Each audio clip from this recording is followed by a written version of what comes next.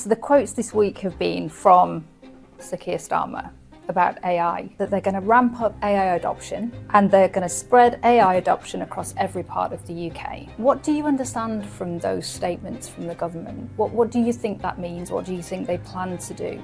First of all, I'd really welcome the tailwinds this announcement can provide.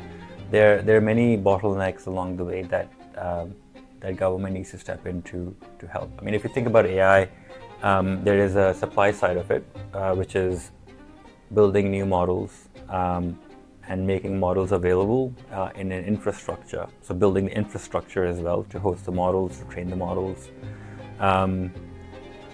that can then further respond to the second piece, which is the demand. If you increase demand of these services, these solutions, that will lead to sprouting of more companies to capture that market. So in a way, public sector has to embrace AI more. There is that encouragement coming from the government that this is actually working quite well within pretty severe or pretty difficult contexts, healthcare, people's personal information. So we've kind of found this as a trend where the technological revolution sort of like is pushed by the government as a way that they achieve superiority, especially in the security context. So in this way, government has the opportunity to pave the way for AI adoption and sort of so almost sort of help organizations surpass the fears of that may come with it. Look, the UK has a tremendous talent in engineering, pure sciences, mathematics. These are foundational components of building models that are trustworthy, that are stronger, that are truth-seeking. Good engineers, good scientists need hard problems to solve. When solutions to hard problems are difficult to build or roll out because of whatever, like funding, risk-taking appetite, bureaucracy, red tape, then good engineers leave. Unfortunately, we've seen that happen, is happening from the UK to the US. It's happening across the world, really. I mean, I was part of that brain drain from India, but US is that talent magnet. We need to make sure that good ideas and good companies can stay here. There is something to be learned about how do we foster that enterprise, build a Silicon Valley culture in a way of risk-taking and so on. We're going to completely transform how government services operate in this country. That's a direct quote from the UK Minister for AI in last week's announcement. But beneath the typical government rhetoric, something extraordinary is happening. Picture this. While citizens wait hours on helplines and navigate confusing government websites, a Palantir employee just revealed they're positioning their AI software to be the backbone of this transformation. What does this mean for the UK's struggling public sector, for Palantir's global ambitions, and for how AI might finally solve the problems plaguing government services? What if I told you the UK government is sitting on a powder keg of operational failures that's about to explode? Across healthcare, defense, and social services, there's a crisis brewing that most people don't see. While politicians stand at podiums talking about digital transformation and AI revolution, the reality on the ground is brutal and getting worse by the day. Let me paint you a picture of what's actually happening. In NHS hospitals right now, emergency departments are using whiteboards and Excel spreadsheets to track bed availability. Major hospitals in London and Manchester regularly turn away ambulances because they physically cannot track where they have space. This isn't some distant scenario. It's happening as we speak. The crisis stretches well beyond healthcare. Intelligence services face equally alarming challenges. MI5 and MI6 are drowning in oceans of data trapped in systems that might as well be from different planets. When intelligence officers try connecting dots between potential threats, they're working with databases as disconnected as puzzle pieces from different sets. Some of this technology dates back to the early 2000s, practically ancient in tech terms. Meanwhile, the healthcare workforce hemorrhages talent. The UK lost 40,000 nurses last year alone. While headlines focus on pay, the deeper story emerges when you talk to these professionals. They're spending up to 60% of their shifts on administrative tasks rather than patient care. These highly trained medical professionals have essentially become data entry clerks. This mirrors what happened at Tampa General Hospital in the U.S., where nurses spent hours daily on manual scheduling and hunting down information. The same problem exists in the NHS, but magnified across an entire national system. The fragmentation extends throughout government like a digital Berlin Wall. UK agencies operate in information bunkers so severe that different departments can't share critical information even when legally permitted. A child welfare case tracked in one county becomes invisible once that child crosses an administrative boundary. Defense procurement data remains locked away from Treasury officials trying to allocate resources efficiently. Here's the true irony. The UK isn't lacking data, it's drowning in it. The real problem is that information exists in isolated systems, creating workflow failures that no amount of human effort can overcome.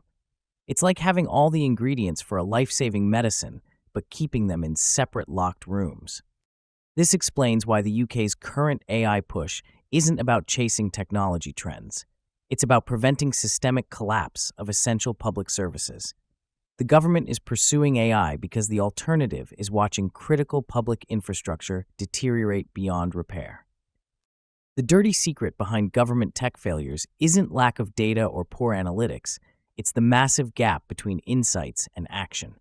While the UK drowns in unactionable information and spends fortunes on fancy dashboards, Palantir has quietly developed an entirely different approach to AI that focuses on processes first, not just information collection. Palantir's philosophy fundamentally reframes AI implementation. Their technology becomes the actual backbone that workers use to execute decisions. Their software doesn't just sit on top of operations, it functions as the operational layer itself. When a nurse or intelligence analyst comes to work, they're accessing a system where insights and actions exist in the same workflow. No switching between platforms to translate knowledge into results. This approach directly addresses why most government AI projects fail. Traditional AI companies build sophisticated models that analyze massive datasets and generate insights. Then they simply hand over a report, dashboard, or recommendation and walk away saying, "Good luck implementing this." Imagine a healthcare system where doctors can perfectly diagnose your condition but provide no treatment plan. That's exactly what's happening with government tech. The UK government keeps experiencing tech failures because they've purchased solutions that identify problems without providing mechanisms to fix them. What makes Palantir particularly powerful is their AI levels framework, creating a spectrum of automation within operational processes. At level 0, users access AI for basic tasks like summarization, while at level 4, AI takes primary control with humans providing oversight. This progressive approach maintains human judgment while gradually increasing automation as the system learns from operational feedback. The results speak for themselves. At Tampa General Hospital, Palantir's implementation revolutionized staffing operations by automating previously manual scheduling processes. More importantly, they decreased early mortality rates in sepsis cases by approximately half, translating directly to lives saved through better operational execution. What's remarkable about Palantir's development process is how deeply they embed with frontline workers. When building hospital operations software, they literally shadowed healthcare workers to understand their workflows and pain points. They built technology around existing work patterns, making adoption natural rather than forced. Most government AI initiatives fail because they attempt to replace human judgment entirely, creating resistance and ultimately rejection. Palantir's approach is more nuanced, augmenting human capabilities rather than replacing them. This is especially crucial in high-stakes environments like healthcare and defense, where human judgment remains irreplaceable but can be significantly enhanced with the right operational support. Beyond the operational elegance of Palantir's human-AI integration lies a staggering economic opportunity few are discussing. The UK is facing a 45 to 60 billion pound efficiency gap in its public services compared to private sector operations, an untapped reservoir of potential, creating the perfect environment for companies that can deliver real operational transformation. Let's talk about what's actually happening here. The UK's productivity growth has flatlined for over a decade. This isn't just some economic statistic. It's a national crisis forcing the government to take dramatic action. While countries like the US and China are locked in an arms race to build the next generation of AI models, the UK is taking a completely different approach by focusing on applying existing AI capabilities to solve concrete operational problems across government departments. This pragmatic strategy creates an enormous market opportunity for Palantir. Their hospital operations platform has already become a cornerstone of their U.S. commercial business, generating 10% of their commercial revenue after just 2 years on the market. That's not just impressive growth. It's a blueprint for what could happen in the UK's massive public sector. Consider a stroke patient whose transfer between hospitals was expedited by Palantir's system. For her, efficiency wasn't about statistics. It was about receiving critical care 45 minutes faster. This human impact drives the economic value. The Cleveland Clinic's implementation drove an immediate 8% jump in patient transfers, translating to both improved patient outcomes and significantly higher revenue. When you consider that the UK's National Health Service manages millions of patient transfers annually, even a small percentage improvement represents billions in economic value. The numbers tell the story. The UK government spends approximately £290 billion every year on public services, with a 15-20% efficiency gap between these operations and equivalent private sector functions. This isn't speculative. It's the concrete 45 to 60 billion pound annual opportunity driving the UK's AI strategy. This economic imperative is intensified by the UK's massive brain drain of technical talent to Silicon Valley. Some of Britain's best engineers and mathematicians are leaving, creating a national crisis that's forcing the government to rethink how they deploy technology. The AI push isn't just about improving services. It's partly about creating cutting-edge technical opportunities that might keep this talent at home. Palantir's land and expand business model makes them uniquely positioned to capture this opportunity. They typically establish a beachhead in one government department, demonstrate concrete value, and then expand across multiple agencies as their platform proves itself. The UK's centralized government structure makes this expansion pattern potentially more efficient than in other markets. So where does this leave us? We're witnessing something profound happening in the UK, not just another government tech initiative, but a fundamental rethinking of how public services operate.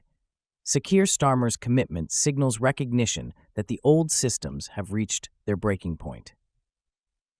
This transformation focuses on solving real operational problems threatening essential services.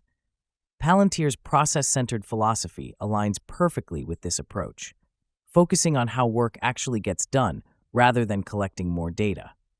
Like ripples across global government systems, will other nations follow this pragmatic model of operational transformation or continue chasing AI research when applying existing technology delivers immediate value? The UK isn't just adopting AI, it's pioneering an approach that could become the global standard.